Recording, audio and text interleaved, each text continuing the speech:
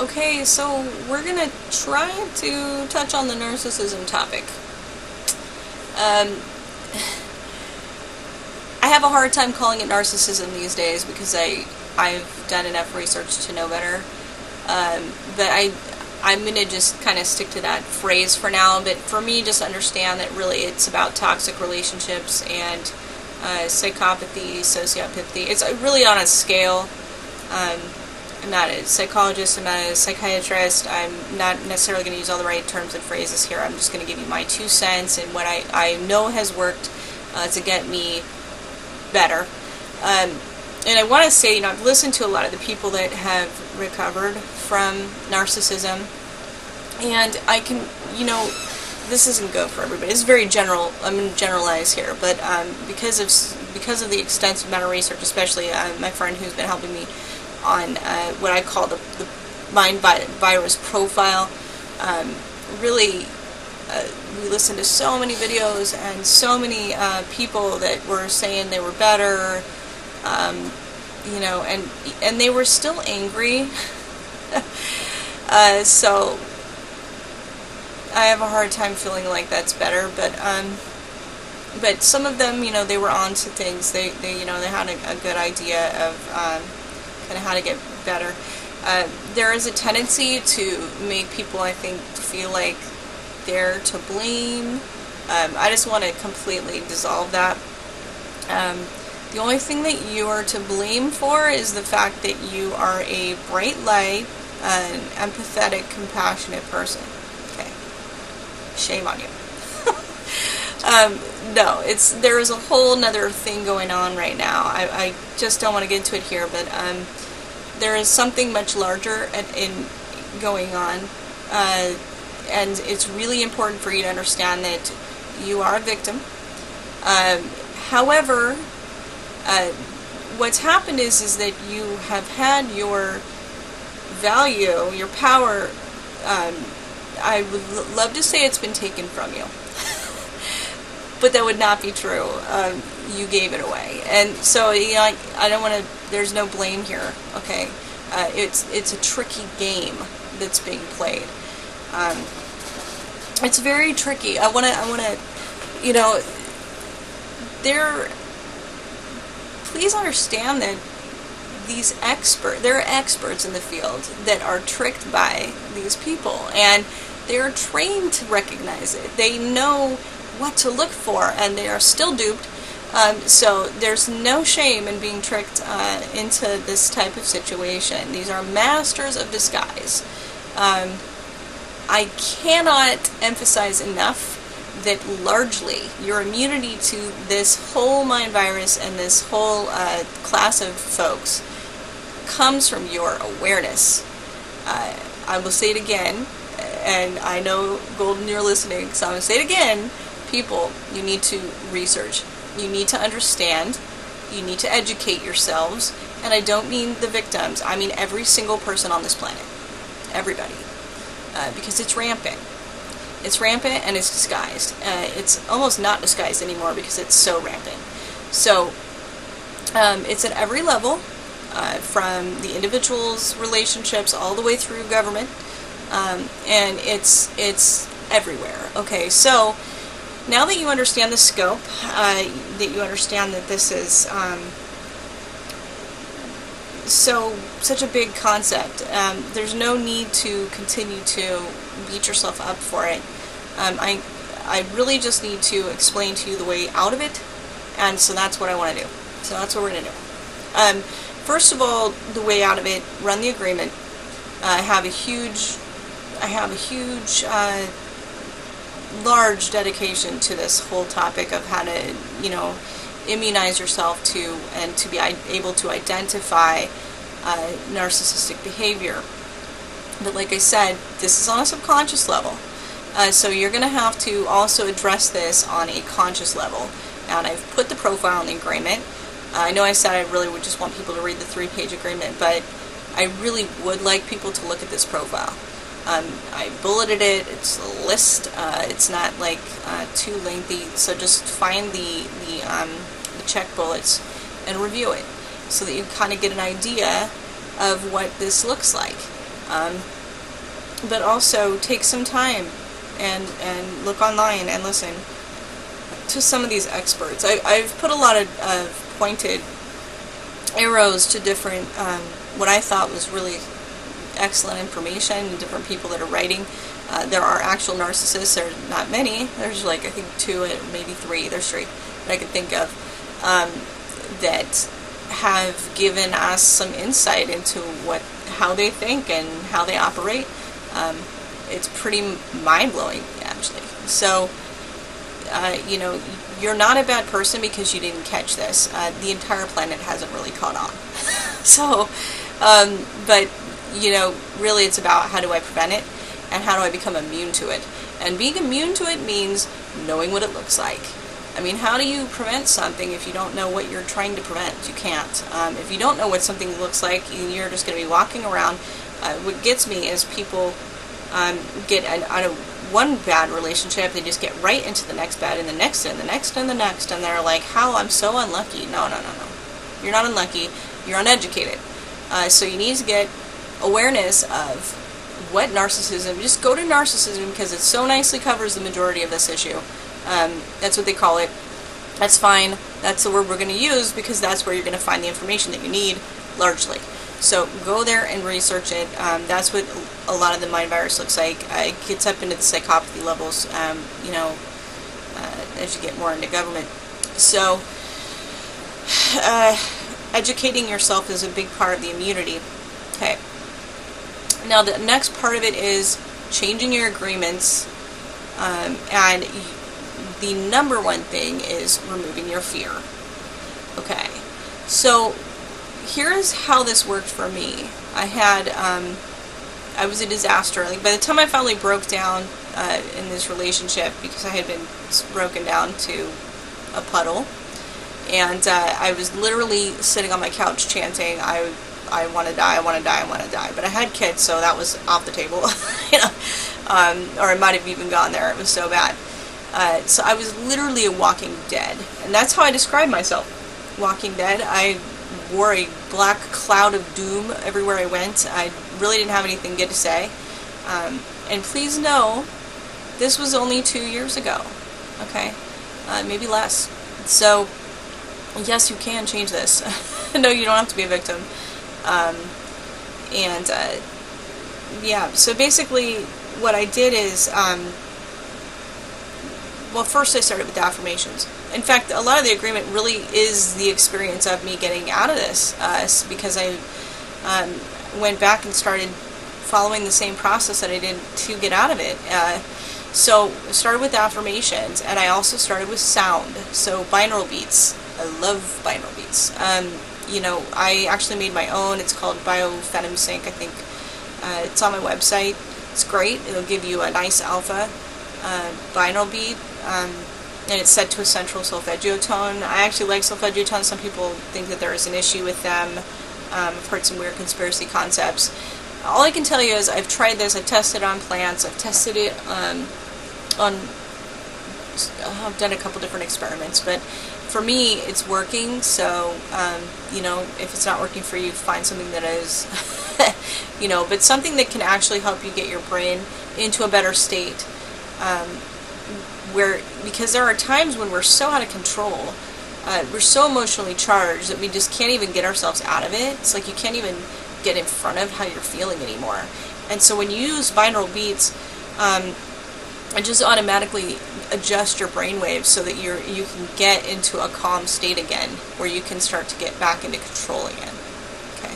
So I started using sound, and I would run solfeggio tones when I was sleeping, and then over time, you know, everything kind of melted down, and then he moved out. But it was constant. It was still fighting, and it was still over, and it was a real mess. And so I then ran. What else did I did? I was listening to uwealthrevolution.com, which is just this real positive radio. It's not on all the time. I think they have like so many each quarter or something, I don't know, but you can go there and you can listen to them. There's lots of uplifting, positive energy workers that share energy. Remote healing does work They've been able to show it with science. They've shown how it works, or at least they've shown that they can verify that it's working remotely. I think it has to do with quantum and the morphic field, which, you know, I've addressed those in my books. I've given in the book, and I've given you the points that you know, the websites that you can go to find out more information about that. But just know that it does work. And so I was listening to that. That helped. That kind of kept me positive. So I was doing things to keep myself in a positive state of mind. And whenever I felt like I couldn't handle things, I would turn to binaural beats, or putting myself in a state where I was listening to something positive. Okay. And then that's when I ran into the Brent Phillips work, which was a game changer. And then, you know, I think the problem I had with that is it was one thing at a time. And it took a lot, and then so it was just a little slower, but it was still, yet, I can't say slower because it's still worlds faster than therapy for me, it was anyway. So that was great. And then I went to Awakenings Institute and did my certification through there, and I finished my Reiki certification, and so yeah, it's been quite a wild ride for me. But Awakenings Institute is great. They got into the visualization and stuff, and they did, what else did they do? They taught me all the kinesiology and how to do the heart-centered work, and so it's great. They're great, and I also like that they do a lot of the, in fact, that would be, honestly, people, I think this would be a great next step for you, because once you've cleared everything out, the next step is to try and define, like, what would you like to do? And what do you want in your life? You know, it's like setting a whole new life for yourself, because now you don't have anything really holding you back. So that would be a great place to go if you want to think about your future and what you want your new life to look like. They have a lot of classes centered around that also. And it's really, the certification course was life-changing.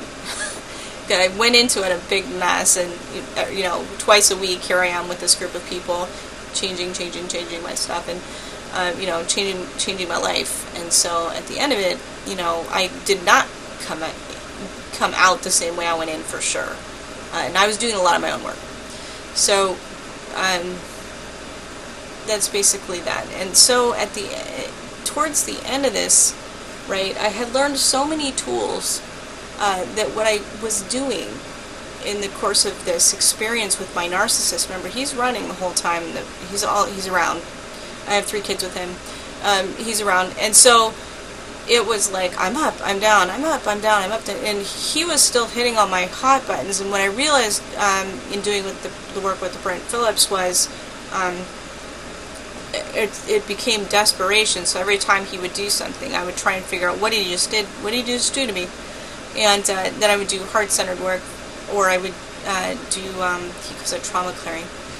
So every time the narcissist would trigger me, or this, you know, this whatever it is, whatever you want to call it, mind virus is what I've been calling it. Whenever it would trigger in me, I would immediately stop, drop, and roll. I would immediately go back to the drawing board and say, what was that? And I would start analyzing and muscle testing and working on one of many different training, one of the many different training tools that was now available to me to remove it and get rid of it. Because I was recognizing that they can't use anything new. Okay, they're not creative like that. They use what's available. They use what's there. If it's in you, if it's in your field, if it's something that's a hot button for you, they will use it. That's what they do. And so, as you slowly get rid of these fears, and as you slowly get rid of these traumas, and as you slowly start changing your agreements with yourself, essentially, you are taking away their power over you. And so that's what people aren't telling you. They're telling you, oh, you need to focus on self-love. What they're not telling you is 90% of you is asleep, and that's what's running the show. And so as long as that 90% has still got all millions of programs that are, that basically millions of agreements, all these beliefs and all these things that you're holding, and these people, they can read it. There's a reason they can read it, and we'll get into that later, but they can read it. It's like the minute they see it. I remember H.G. Tudor explained it as the minute he walks into a room, he knows exactly who his target is. He can read it from your body language, he just knows. I've seen people that have described narcissists as telepathic. It's almost like they can get into your head. Well, guess what? They can. Okay, they can. It's unfortunate. As long as you're in a fear state. Not when you're not in a fear state. And the book will explain this to you far better than I could probably do in this video, or I'd be sitting here a long time. So they can get to you in a fear state. And what's better than that is, as you get out of fear state, okay, as you are suddenly holding a totally new frequency, you are now putting out a totally, especially with the way I've written the agreement, is to reflect back to the attackers these statements, so that every time they come at you, you're returning in turn with a loving, compassionate response. So it's really designed to create almost like a, I don't know, I guess if it would be like a return protocol of his computer. If you're getting attacked, it's going to send something else back to them. And instead of doing what we normally do with narcissists, which is we have to realize these people are actually victims too. It's really hard to get your mind around that, because they're really mean. But they are. They're basically almost infected. So what you are dealing with is you actually are responding with rage. It's not that you don't have the right to feel enraged. It's the fact that it's even making it worse for them. So when we can hold our space and be in a place where we're, centered and unaffected, so they're looking for a charge in you. And if you do your homework on this condition, they're looking for a charge in you, and they don't care if it's good or bad. They just want it to be extreme. And so they're going to lift you up, and in the beginning of a relationship, it's, they're going to get lots of extreme emotions because you're just so excited, and it's like, oh my god, this person loved me so much, and I'm just so in love, and you're just all about them. And that's what they live. They're just like, yes, this is great, and they suck it up and just absorb it. And but then, as with relationships, it's like they can't get that same charge over time. I mean, how can you? I've been in lots of long relationships, and they don't, there's a point where even good isn't like it was at the beginning of a relationship. So instead, they devalue you. So they crush you down. And the only way they do that is by using the fears and the traumas and the beliefs and these agreements that you have that are available to them. And that's what they're using. So that's what you're removing. Now, as you remove it, you remove them, and you're just getting rid of them. Really, I think the vast majority of them should be covered by this agreement. But you may have specific things, and they are going to know, right? Because they've been in your life, so they probably know your stories about your parents and the dog that died. I mean, they're going to use it all against you, okay? As long as you have left that in your field as a point of weakness, something that triggers your sadness, your fear, your rage, your anger, whatever, it's going to be something that they are going to be able to use. So you need to just clear it out, okay? You're just going to change that statement. Change those beliefs, change those agreements that you have, and get it out of your field, okay?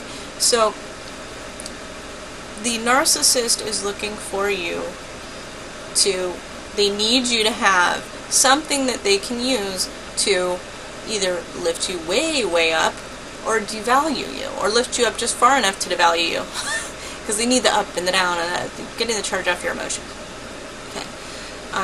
And I don't even know. I mean, they think they know what they're doing. They think they're in charge. They're not. There is a totally different hive mind type thing that's at work here in play. And so they really are, I do think that they are in some ways victims. But what you're seeing is you're seeing the mind virus, and that is a very ruthless thing. It has no compassion, no empathy. It has no ability to really connect. It doesn't see other, it sees it. And everything there, I mean, when you really look at the definitions on the way the narcissists are described, they believe that everything is there for them. Everything is about them, and there is no other. There's no emotion, no response, like how they're making you feel. They know what they're doing. They're fully cognizant of the fact that they're making you feel crummy, but they have no ability to feel it, and so they don't care. Not on that level. Really, it's just they're doing a job in a sense. Unfortunately, you can say it that way, but it's the way it is. But they are trying to keep you at some kind of level of charge, and then they're using all these weaknesses that you have. And so what I did is I went through with all of these tools, and over time I removed everything I could think of. And then I started making a huge list. I said, well, why can't I just do this all at one time? I ran into the quantum work. Julie Renee was the first place I saw it, and then there was other places as well that talked about using quantum healing.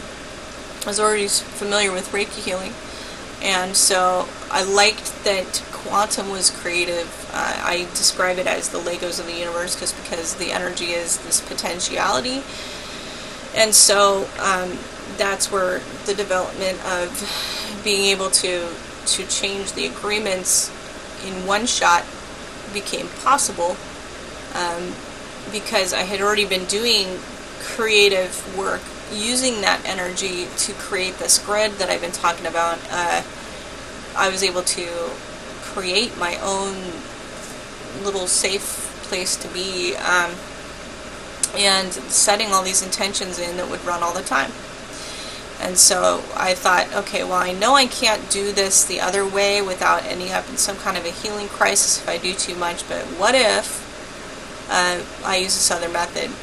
And then it occurred to me, for some reason, I was already doing the hands, the way I was doing the hands, in part, I can't remember exactly when I started doing that sequence like that, exactly, but it's one of those things where I think I just started doing it. I must have registered somewhere because of the heart coherence, and the fact that I felt like the mind and the heart were in backward flow. So, and I remember hearing somebody say that the heart actually has brain cells in it, because literally everything starts at that point and grows out. And I know that everything, and people think that the brain is in control, but actually electrical charge starts at the heart. So in doing that sequence, I should probably say that for later, but basically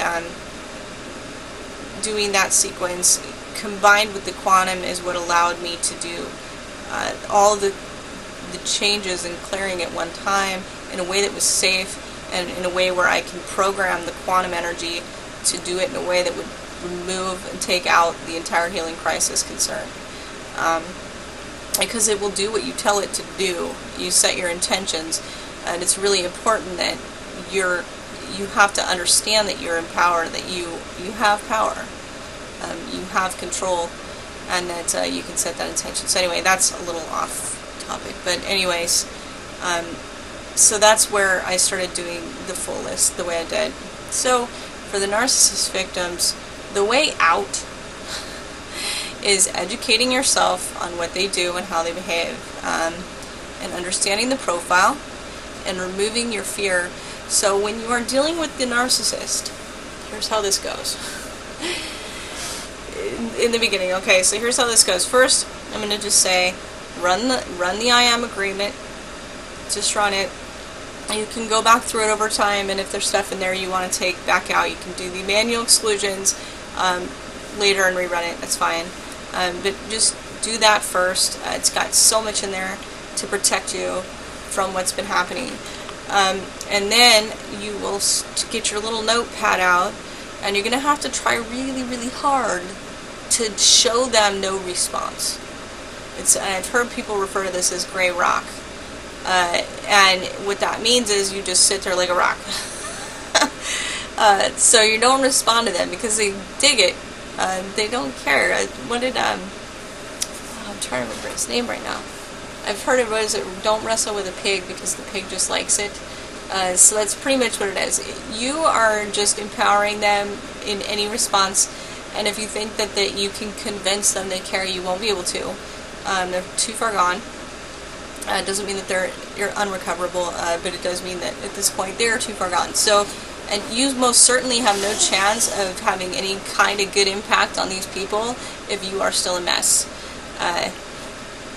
I'll say that for later. But anyway, focus on you. And let them help you focus on you. So here's the wonderful part. They are now your mirror. Okay? You're going to use them. You're going to use them. They've used you. It's fair. They're going to come in and they're going to come at you and they're going to hit you on topics and you're going to do nothing. You're going to say nothing. You're not going to respond. Okay? That's your only job. Do not respond. They're still going to read it on your body. They're still going to pick up on the emotion of it, but that's okay because if you respond, you now engage, and now that's going to become a circular conversation. It's going to end up with rage or screaming, and you're just going to be in a state that you're going to have to either use binaural beats to try and recover from it, or you're going to be back deep down and unable to even think about trying to do this kind of work. So your only job really is don't respond, okay? Now, if you're in a dangerous situation, don't just.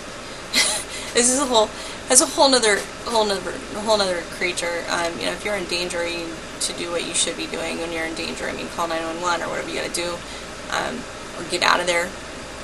Obviously, get out of there. But this is for the people that are mostly in these states of I'm being tortured mentally, or these people are driving me crazy, or they're cheating and whatever. That kind of thing. Not the psychopathy level where you're actually in danger. It's another totally different creature.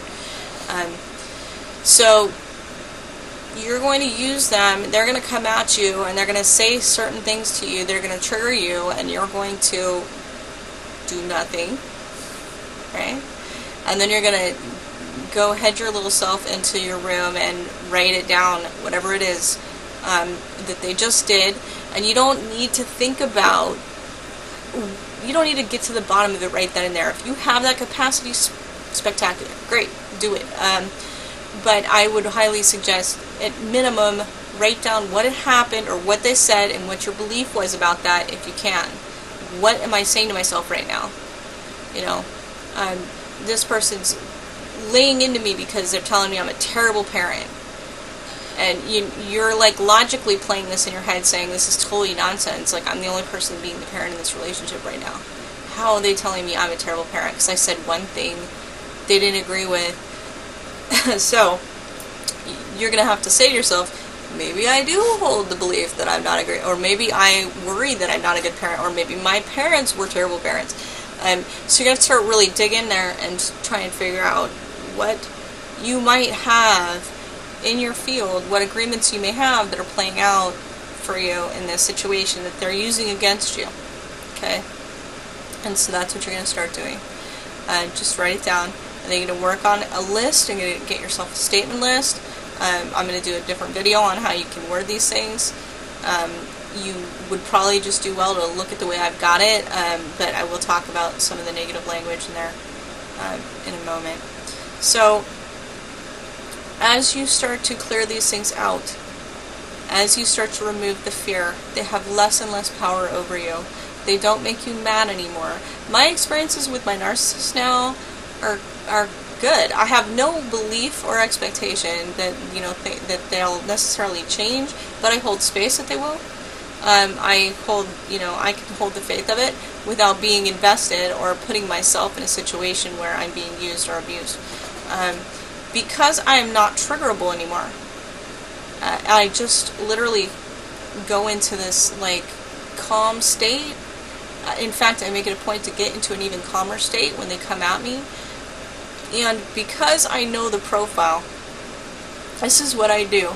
So I had one episode where I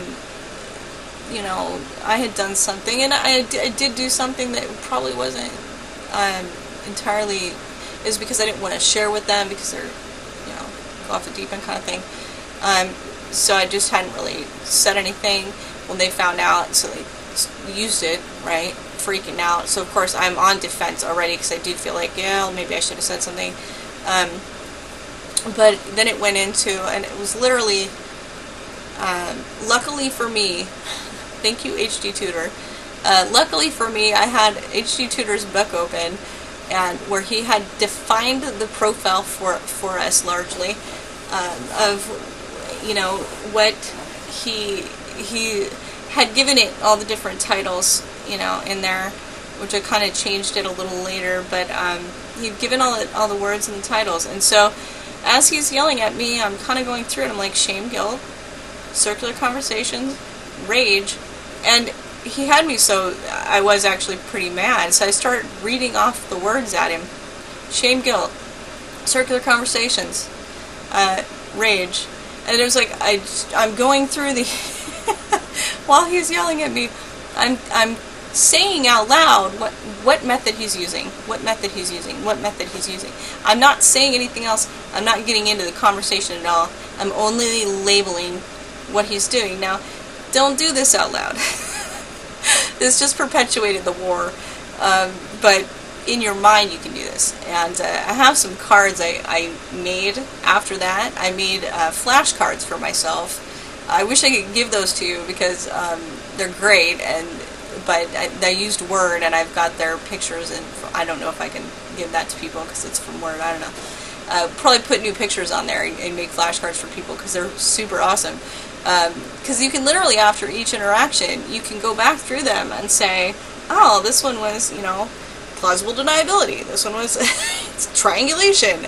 And we called it playing the narcissist. My friend and I kind of had fun with this, and it was after I had made the cards that I realized just how widespread this was, because I started seeing the same things in society and saying, wow, this is all the same stuff as the cards, how can that be? And that's when I kind of started looking at this in a bigger way, just so you know. But yeah, so having tools like that, really, like I said, it comes down to knowing what their game is, and then you use that though as a mirror to identify what it is in you that you need to work on. So instead of being so angry with them over time, as you start to get better and better and better, it's almost inevitable that you start to be almost grateful for what they've done, because you now are complete and whole. You don't have holes in you anymore. You're not Swiss cheese. You have this armor of immunity, because everything they could have possibly used against you has been completely patched up and sealed, and those things aren't open and available anymore. So that is the power that you will get by having somebody in your life that really is a narcissist. If you do this right, at the end of it, you're going to be so centered. I'm so centered. He can be around and I can enjoy his presence, knowing what he is, knowing that a lot of his stories are bunk. I can just hang out, and it's fine. I have no need to be in a relationship. I'm not interested in getting back with him. It didn't take me going into no contact. It didn't take me, this should be the case if you're in a dangerous situation, please. But it didn't take me going into no contact. And because I don't provoke, he isn't coming at me either, and in fact he's been helpful, and I've seen changes in him that deviate from the agreement altogether. From the profile altogether, which I thought was really strange. And the other people that I know that have been in the same boat, right there with me in different relationships, those relationships are also starting to shift a little bit because of the work they're doing. So it's really interesting, and I think to myself, this is a strange phenomenon, that we're fixing ourselves and we're projecting love back, and we're not in a rage. We're just accepting that they are a mess, and we're only focused on what is theirs and what is mine. So you really just need to take what is yours and need to rearrange those agreements to make sure that you've corrected those. And eventually, you can be in these situations with people where you're not going to be, you're not going to be tricked anymore. You know that they're not a reliable person. You know that they're probably going to go out and be with a whole bunch of people. It's no skin off your nose anymore because you're totally content. You're totally fine. And instead of needing a relationship to be okay, you are okay, and you can choose to have a relationship if you want to. Now, I haven't tried to really do a relationship thing all that much, so I don't know I'm not sure how that would play out yet. But I mean, obviously be intelligent. You're probably not going to overshare too much or, provoke them. I don't know. If that becomes the case, I guess I'll try and explain that component. But as far as just you being you and being on your own in interactions with these people, especially if you're married or you had kids with them, that is by far the most challenging. If you don't have kids with them and you can get away from them, do it. Do it. Don't be silly. Because you will have nothing left to need from them because you're not looking to complete yourself outside of yourself. So, what is it in us that makes us drawn to a narcissist? Bottom line, it really boils down to your power is gone. You believe that it's something that you have to fill outside of yourself. And this is not just victims of narcissists. This is everybody. We've been taught this.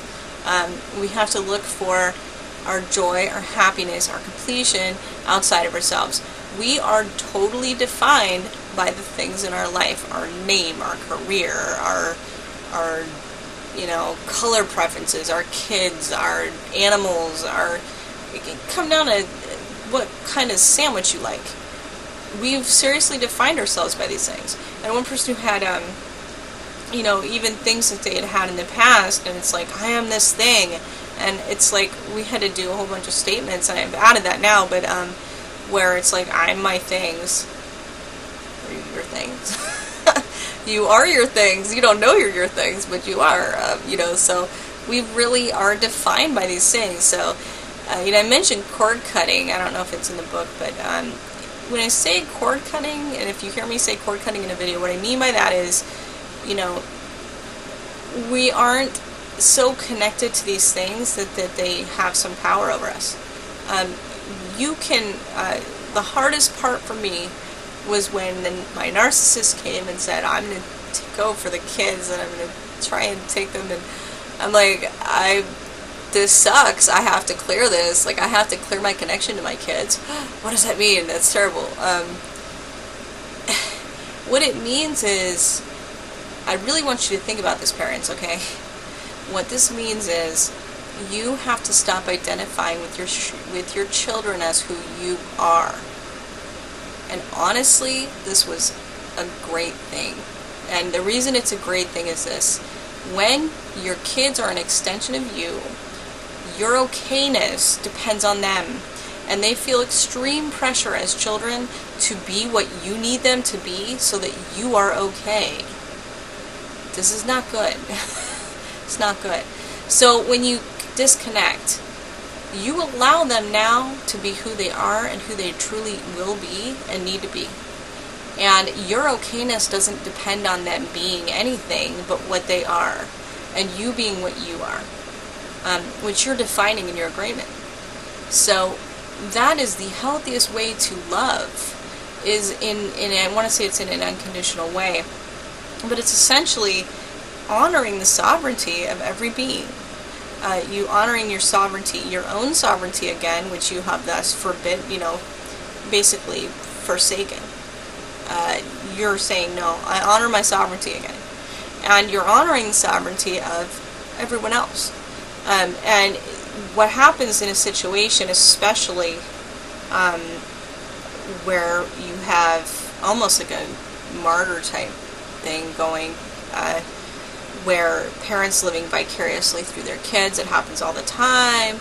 You know, it's like somebody that maybe was going to do soccer but didn't, and then their kid takes up soccer, and they take this whole thing very seriously, and the kid is like 6, and they're losing it because the kid's not winning. It's like, you know, crazy face.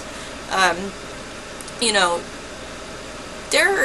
these kids need to be able to be who they are, and us having some missed opportunity somewhere, you know, can just as easily turn into a giant mess for them, because they are making all these broken associations that you had, like I was mentioning about the lady earlier, who her mom wouldn't buy her a yellow dress when she was little, and then later she couldn't see yellow because it was such a trauma. You know, I want you to really think hard on that, because that's the kind of associations our brains make when we're little. I did not go into this expecting to say that my mom and my childhood would be the ultimate problem for everything in my life, but in the end it actually turned out to be the case, because our brains make the worst associations when we're little. In fact, when I did EMDR back in the day, the whole point of it, if I am understanding it right, because I'm not a doctor who does EMDR, but the whole point of it, as I understand it, is that we are literally having to go back in time to that event visually, so that we can be there in that feeling and be there in that experience, and then they interrupt it. So my doctor used knee tapping to interrupt it, and that way we can see it again as an adult. And so it's almost like we stop holding the understanding of it as a child, and we start holding the understanding of it as an adult, so that we can process it better. And so that was my understanding of how it works. It's the same concept, right? So as kids, we have all these super confusing associations, and if we don't address them, then they turn into I'm getting attacked by every man I meet because I had this one bad experience when I was 5.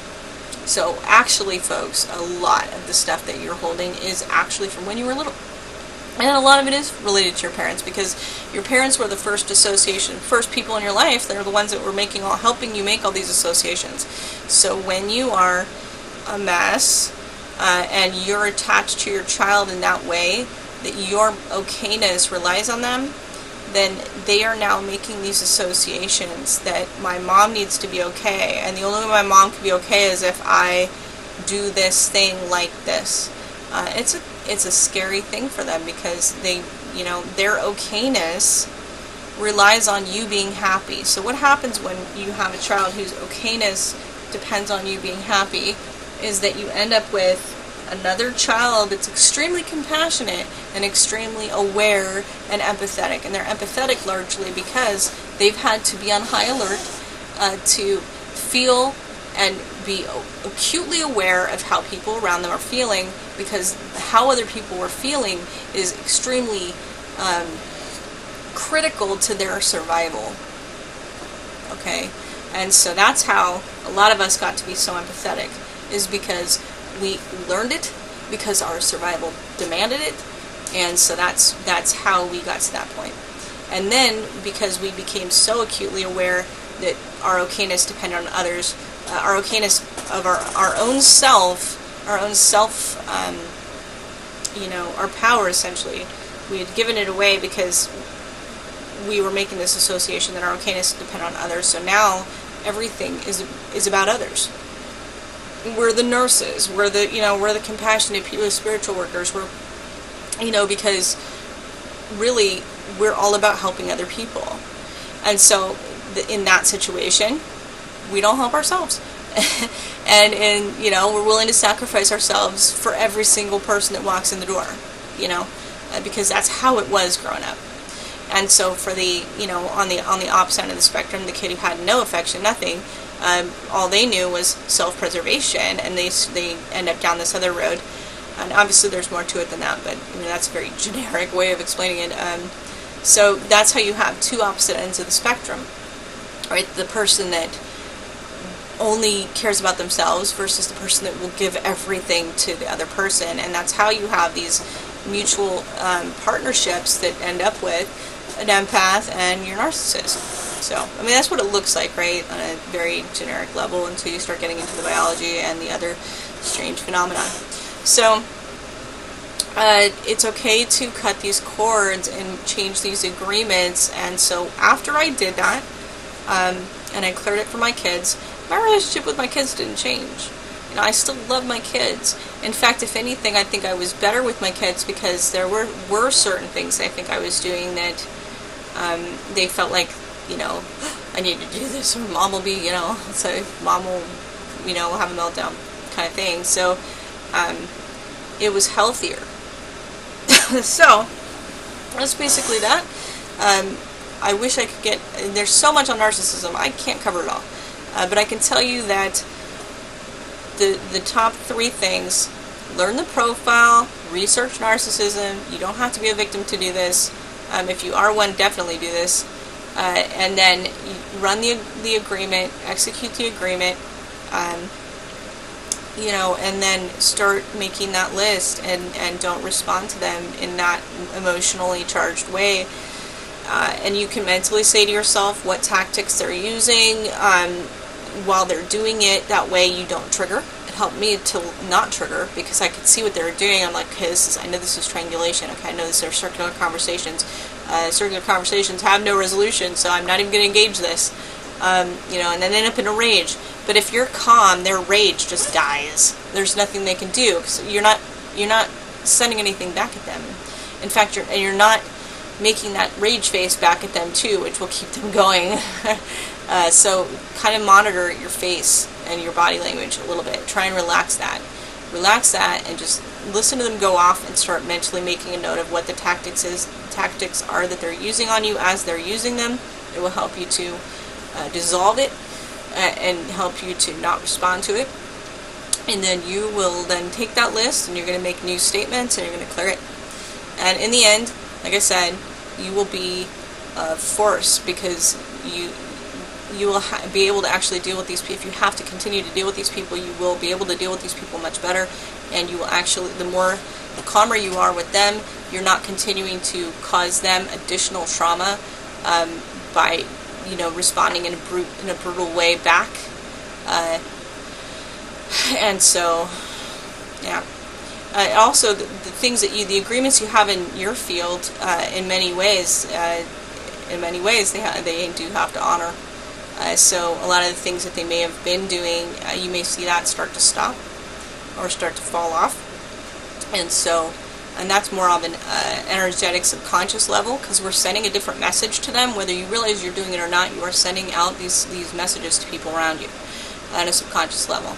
So if your message is, I'm always a victim, and they're like, sweet, you know, but, you know, so, I'm just kidding. But anyway, so they will pick it up and they'll be able to use it. If you're sending out a message of, I get along with everybody, I'm immune to narcissism, I'm immune to whatever, crazy making, gaslighting, you name it. I'm immune to these things, and then you have no fear points, and they can't get you to respond, and you have a totally different set of agreements with them, whether they realize it or not. That will start to change. So, anyway, that's pretty much all I got on that.